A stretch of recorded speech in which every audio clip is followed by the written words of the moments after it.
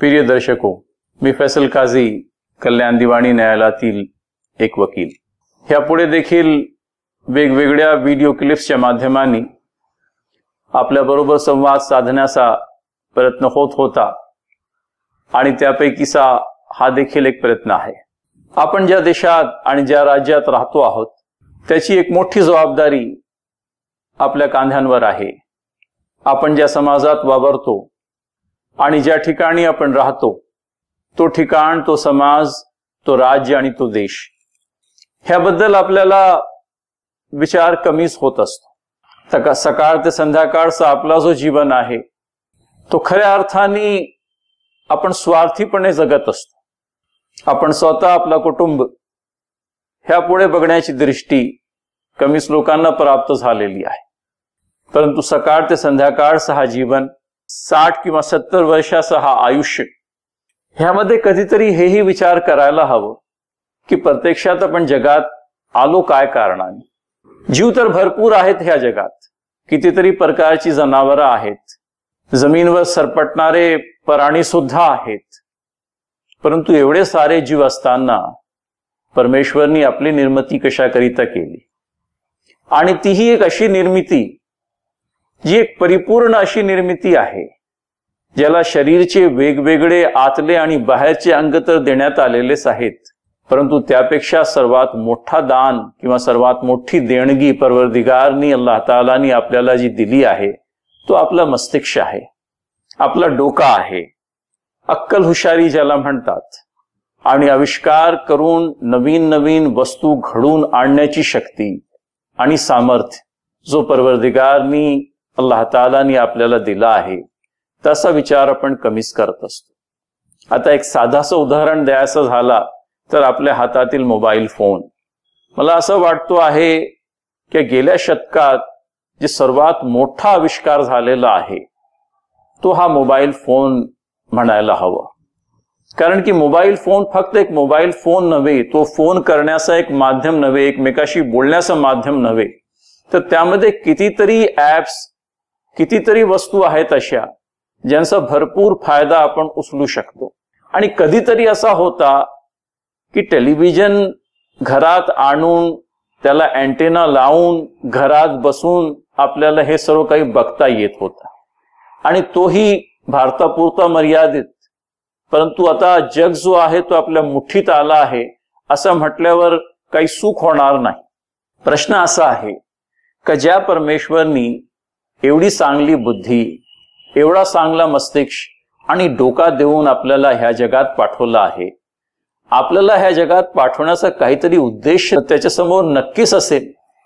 कारण की जगायला तर जगामध्ये इतर जीव सुद्धा आहेत आणि त्याची भक्ती करायला त्याचे दूत देखील भरपूर आहेत. मग मानवाचीच निर्मिती का करण्यात आली आणि त्याला हा जगात का पाठवण्यात आला, आपण कधीतरी थोडासा वेळ काढून ह्याच्यावर विचार करायला हवा. आपण ह्या जगात आलो आहोत त्याचा एक मोठा उद्देश जो आहे, म्हणजे आपला संपूर्ण जीवन जो आहे तो परमेश्वरच्या मर्जीनुसार आपण ह्या जगात व्यतीत करायला हवं. आविष्कार होत असतील, भरपूरसा काही चांगला आपल्या हातातून घडत असेल, सेवाभावी कामा देखील, सेवाभावी धोरणेनी करण्यात आलेली सेवा देखील आपण भरपूर केलेली आहे. परंतु हे सर्व करताना कुठंतरी हा विचार की मी हे सर्व कशाकरिता करत आहे. जेव्हा परमेश्वरची मर्जी राबविण्याकरिता आपण सर्व ही कामा करू तेव्हा निश्चितच परमेश्वर त्याचा श्रेय, त्याचा चांगला मोबदला आपल्याला देणार आहे. तेव्हा कुठंतरी हे विचार मनात असायला हवं की आपले हे सर्व प्रयत्न, आपले हे सर्व कामा, आपली ही सर्व सुकर्मे वाया जाता कामा नये. आपण आपल्या प्रत्येक सुकर्मानी त्याची बंदगी करत आहोत, त्याची भक्ती करत आहोत, त्याच्या मर्जीचा पालन करत आहोत, हे आपल्या मनात आपण ठासून ठेवायला हवं. नाहीतर होतोय कसा की सकाळ केव्हा होत आहे आणि संध्याकाळ केव्हा झाली ह्याचाच नेम राहत नाही. प्रत्येक मनुष्य आपल्यासाठी तर जगतोच आहे, परंतु तो जीवनच काय जो स्वतःपुरता मर्यादित राहिला आणि ज्याच्याहून झालेले फायदे ते फक्त आपण आपल्या जातीकरिता वापरले, जातीकरिता उपभोगले. वास्तविक पाहता आपला एक शेजार आहे आणि त्या शेजारच्या पलीकडे जर की आपण गेलो तर एक समाज आहे. त्या समाजाच्या पलीकडे गेलो तर मग शहर, त्यानंतर राज्य आणि त्यानंतर देश, आणि देशाच्या पलीकडे देखील गेलो तर मग हा संपूर्ण जग आहे. मानव आहे आणि ह्या मानवाची फक्त एकच जात आहे आणि तो आहे मानव. आपला आदिमानव देखील एकच होता. धरतीवर सर्वप्रथम जो मनुष्य जमिनीवर पाठविण्यात आला, परमेश्वरनी आदमची निर्मिती केली आणि आदमची निर्मिती केल्यानंतर आदम बरोबर हव्वाची निर्मिती आणि हा जोडपा जो आहे तो जमिनीवर पाठविण्यात आला. हे नवीन निर्मिती जेव्हा करण्यात आली तेव्हा परमेश्वरच्या दूतांनी, अल्लाहचे फरिश्ते जे आहेत, अल्लाहचे जे दूत आहेत, ज्यांना इंग्रजीत एंजल्स म्हणतात, त्यांनी परमेश्वरला विचारणा केली होती की हे अल्लाह, तुझी भक्ती करायला आम्ही इथं आहोतच. आम्ही सकाळ संध्याकाळ तुझ्या आज्ञाची पालन करत आलो आहोत. तेव्हा हा नवीन जीव, ही नवीन निर्मिती कशाकरिता? आणि तेव्हा अल्लाह तालाने त्यांना सांगितलं होता की जे मला माहित आहे तुम्हाला माहित नाही. आणि त्यानंतर ह्या जगात राहण्याकरिता जे काही आवश्यक ज्ञान होता तो ज्ञान अल्लाह तालानी आदमला प्रदान केला. आणि त्यानंतर एकदा परत आदमचा आणि फरिश्ते जे आहेत, एंजल्स आहेत, दूत आहेत, त्यांना एकमेकासमोर करण्यात आला. आणि मग त्यावर एंजल्सला, दूतांना परमेश्वरने विचारलं की जगात ज्या वेगवेगळ्या वस्तू आहेत, कुराणमध्ये त्यांना अशियाचा इल्म असं म्हणण्यात आलेलं आहे, त्या वस्तूंचा ज्ञान तुम्हाला आहे का? निदान त्या वस्तूंची नावा तुम्ही सांगू शकता का? त्यावर एंजल्स बोलले, परमेश्वरचे दूत बोलले की आम्हाला तेवढाच ज्ञान आहे जेवढा तू आम्हाला प्रदान केलेला, आणि संपूर्ण ज्ञान तर वास्तविक पाहता तुझ्याकडे आहे. त्यावर परमेश्वरने उद्देशून आदमला सांगितलं की त्या वस्तूंचं ज्ञान तुमच्याकडे जे आहे ते तुम्ही एंजल्सकडे, दूतांकडे प्रकट करा, सांगा त्याबद्दल. आणि त्यानंतर मग परमेश्वरनी शिकवल्याप्रमाणे आदमनी त्या सर्व वस्तूंची नावं आणि त्यांचा ज्ञान जो आहे दूतांना सांगितलेलं. ही निर्मिती फक्त निर्मिती नव्हती. ह्या जगात जी कामा कराव्याची आहे ती कामा करण्याकरिता आदमला परिपूर्ण ज्ञान देण्यात आला होता. हा ज्ञान आहे तो पूर्वीपासून आहे आणि सर्वत्र उपलब्ध आहे. परंतु आज देखील आपण आपल्या अज्ञानाखालीच जगतो आहोत. ज्या गोष्टी करायला नकोत त्या आपल्या हातातून होत असतात आणि जे करायला हवेत ते होत नाही. तेव्हा अज्ञान जो आहे त्यांनी आज भरपूरसा काही क्रोध म्हणा, द्वेष म्हणा, भेदभाव म्हणा, ह्या अज्ञानामुळे आपण एकमेकापासून दूर झालेलो आहोत आणि कुठंतरी आपल्याला आपल्या पलीकडचा कोणताही विचार येतच नाही म्हणा. तेव्हा अज्ञानाकडून ज्ञानाकडे, तो ज्ञान जो सर्वत्र उपलब्ध आहे परंतु ज्याची प्राप्ती करण्याकरिता आपण पुढे येत नाही. अज्ञानाकडून ज्ञानाकडे, अंधाराकडून प्रकाशाकडे, अशा नावाने एक मोहीम आहे.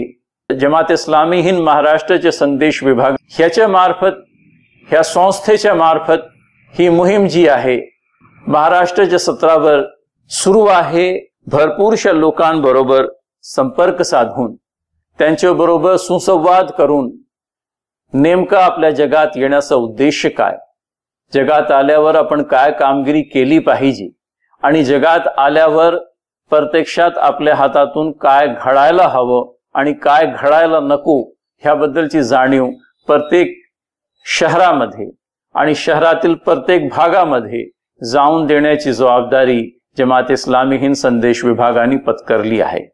ह्या अनुषंगाने कल्याण शाखेतर्फे देखील वेगवेगळे कार्यक्रम आयोजित करण्यात आलेले आहे. पैकी काही क्रम गेल्या काही दिवसात झालेले आहेत. वेगवेगळ्या ठिकाणी जाऊन ह्या मोहिमेबद्दल लोकांना माहिती देणे, ह्या मोहिमेसाठी त्यांना तयार करणे आणि ह्या अभियानात सहभागी होण्याकरिता त्यांना प्रोत्साहित करण्याचं काम चालू आहे। आपले आपसी संबंध आणखी चांगले व्हावेत, एकमेकांना भेटण्यासाठी जे अवसर आहेत ते जास्त आणि जास्त आपल्याला प्राप्त होत राहू, आपल्यापासून एकमेकाचा भला होऊ ह्याकरिताचे जे प्रयत्न आहेत ते ह्या मोहीम अंतर्गत होत आहे। अज्ञानाचा अंधार दूर करून ज्ञानाच्या प्रकाशाकडे पूर्ण मानवतेला नेऊन जाण्याचा ध्येय आहे आणि हा ध्येय समोर ठेवून आपण पुढे जायचं आहे। अज्ञान दूर झाला पाहिजे। अज्ञान कशाचा? अज्ञान ह्याबद्दलचा की आपल्याला जी माहिती हवी आहे परमेश्वर बद्दल, त्याचप्रमाणे त्याच्या प्रेषितांबद्दल, या जगाचा अंत झाल्यानंतर एक अशा जगात आपण जाणार आहोत ज्यामध्ये मरण नाही, मरणोत्तर जीवन, ह्याबद्दलचं ज्ञान। कारण की परमेश्वरची खऱ्या अर्थाने जर की आपल्याला जाणीव झाली तर त्याची भक्ती करणं, त्याच्या आज्ञाचं पालन करणं आणि त्याच्या मर्जीनुरूप जीवन व्यतीत करणं आपल्याला सोपा होईल। आपली मोठी अडचण अशी का आज नेमका परमेश्वर कोण ह्याचाच आपल्याला विसर पडलेला आहे। तेव्हा ह्या मोहिमेच्या माध्यमातून अज्ञानाकडून ज्ञानाकडे, अंधाराकडून प्रकाशाकडे लोकांना नेण्याकरिता खऱ्या अर्थाने त्यांचा परमेश्वर कोण ह्याची त्यांना जाणीव करून द्याव्याची आहे। एक परमेश्वरचं भय जर की मनात असेल तर तो जो मन आहे तो कुठेही सुकणार नाही। तो कुठेही शैतानने दाखवलेला जो रस्ता आहे, शैतानकडून आपल्याला जे काही प्रोत्साहन मिळत आहे गुन्हा करण्याकरिता, कुकर्म करण्याकरिता, एकमेकाचा वध करण्याकरिता, अशी सर्व प्रेरणा जी आहे त्याला आपण धुडकावून लावू आणि एक परमेश्वरची भीती मनात ठेवून त्याच्या मर्जीनुरूप सर्व सुकर्म जे आहेत ते करत ह्या जगातून आपण आपली रजा घेऊ। त्यानंतर प्रेषित आहेत। प्रेषितांनी परमेश्वरनी जी आज्ञा दिली होती त्या आज्ञाचं पालन केलं आणि पालन करत आपला संपूर्ण जीवन जो आहे त्याच्या मर्जीनुरूप ते जगले। त्यांचा जीवन जो आहे तो आपल्याकरिता एक आदर्श आहे आणि त्या आदर्शाकडे बघून आपण देखील आपल्या जीवनात तशा प्रकारची तब्दिली, तशा प्रकारचा चेंज आणायची गरज आहे। आणि सरते शेवटी ह्याच्यावर भान ठेवायला हवं का हा जग जो आहे नेहमी राहणारा जग नाही आहे, किंवा ह्या जगातून गेल्यानंतर जागतिक जीवन जरूर संपल्यासारखा होईल, परंतु ह्या जगाच्या पलीकडे देखील एक जीवन आहे आणि तो जीवन असा आहे का ज्यामध्ये मृत्यू नाही। एखादी नोकर देखील आपण कामाला ठेवलं तर मग त्या नोकरांनी काम योग्यरीत्या केलं आहे किंवा कसे ह्याबद्दल आपण त्याला विचारणा करत असतो। आणि जर की त्यांनी काम योग्यरीत्या केलं नाही तर मग त्याच्या पगारात कपाती किंवा कामातून काढून टाकण्यापर्यंतही आपली वाटचाल असते।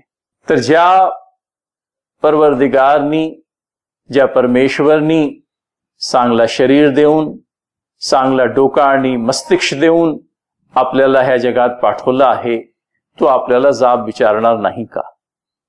आणि त्यानंतर भरपूरशी कर्म अशी देखील लोकांनी केलेली आहे ज्याचा कुठेही आढावा घेण्यात आलेला नाही। कितीतरी कुकर्मी आहेत आणि होते ज्यांनी भरपूर कुकर्म केले आणि आजही करत आहे, परंतु त्यांच्या कामाचा कोणीही आढावा घेतलेला नाही। त्यांनी केलेले गुन्हा कोणत्याही कोर्टात त्याच्यावर खटला झालेला नाही, परंतु जे अत्याचारित आहे त्यांना कुठेतरी न्याय मिळाला पाहिजे। आणि ह्या जगात जर की त्यांना न्याय मिळाला नाही तर परमेश्वरच्या न्यायालयात, परमेश्वरच्या अदालतीमध्ये त्यांना न्याय मिळणारच आहे।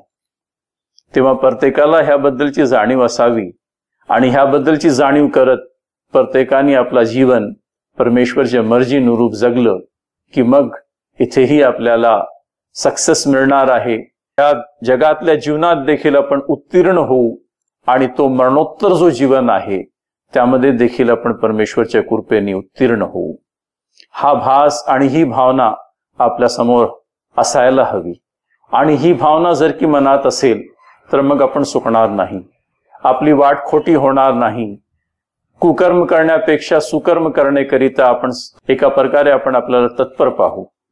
तेव्हा हा संदेश, अज्ञानाकडून ज्ञानाचा संदेश, अंधाराकडून प्रकाशाचा संदेश, हा संदेश घेऊन महाराष्ट्राच्या प्रत्येक जिल्ह्यात प्रत्येक शहरात, प्रत्येक लोकवस्तीमध्ये हा संदेश घेऊन जावायचा आहे आणि तिकडे जाऊन लोकांना आपल्या जीवन संबंधी अवगत करावयाचा आहे का जनावरांसारखा जीवन आणि माणसांसारखा जीवन ह्यामध्ये अंतर आहे. आणि ज्यावेळी आपण तो अंतर समजून त्यांना सांगू तेव्हा ह्याबद्दलची त्यांना जाणीव होईल का आपण जगात आलो तरी कशाकरिता. परमेश्वरनी एवढा चांगला शरीर आणि मस्तिष्क देऊन आपल्याला जगात कशाला पाठवलं आहे आणि परमेश्वरनी जो ध्येय आपल्या समोर ठेवण्याची आपल्याला ताकीद केली होती तो ध्येय आपण आपल्या समोर ठेवला आहे किंवा कसे. ह्या सर्व प्रश्नांचा उत्तर जो आहे तो एकच आहे. परमेश्वरचा अंतिम ग्रंथ कुराण करीम, त्याचं वाचन आणि त्याच्या वाचनामुळे आपल्याला जीवन जगण्यासाठी मिळणारी एक स्वर्ण संधी, एक स्वर्ण रास्ता आहे. ही पुस्तक वाचल्यानंतर, त्याचं वाचन केल्यानंतर आपल्याला प्राप्त होणार आहे. तेव्हा हा पुस्तक देखील महाराष्ट्राच्या प्रत्येक कोपऱ्यात ह्याचा ज्ञान करून देणं हा देखील ह्या मोहिमेचा एक उद्देश आहे. कुराण फक्त मुसलमानांसाठी नव्हे, कुराण प्रत्येक जगवास्याकरिता आणि प्रत्येक जगवासी ह्याचा फायदा उचलू शकतो. ह्याच्या माध्यमातून जे चांगले संदेश देण्यात आला आहे, जो मार्गदर्शन करण्यात आला आहे, तो मार्गदर्शन आपल्या जीवनात तो आणू शकतो, राबवू शकतो. तेव्हा हा देखील ह्या मोहिमेचा एक भाग आहे आणि ह्या मोहिमेत सहभागी होण्याकरिता आपल्यापैकी प्रत्येकाशी मी कळकळीने विनंती करत आहे.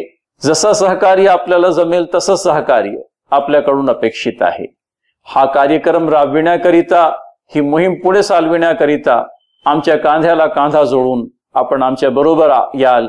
हा सहकार्याचा सर्वात मोठा रूप होऊ शकतो. ह्या मोहिमेमध्ये सामील व्हा. तेव्हा परमेश्वरकडे ही प्रार्थना देखील की हे परमेश्वरा, हे अल्लाह ताला, काम मोठा आहे तर ह्या पुढे देखील आम्हाला जाऊन हा काम करण्याची शक्ती दे, हिम्मत दे आणि हा काम आम्ही आयुष्यभर करत राहू. लोकांना ज्ञानापासून ज्ञानाकडे आणण्याचा, अंधारापासून प्रकाशाकडे आणण्याचा कार्य आम्हाला करण्याची शक्ती दे, हिम्मत दे आणि ह्याकरिता जो ज्ञान आवश्यक आहे तो ज्ञान देखील आम्हाला तुझ्याकडून प्रदान कर. आमीन या रब्बल आलमीन. आपण आपला बहुमूल्य वेळ दिला आणि हे 4 शब्द ऐकून घेतले त्याबद्दल मी आपला आभारी आहे आणि आपला सहकार्य अपेक्षित करून आपले हे 2 शब्द संपतो आहे. Thank you very much. धन्यवाद.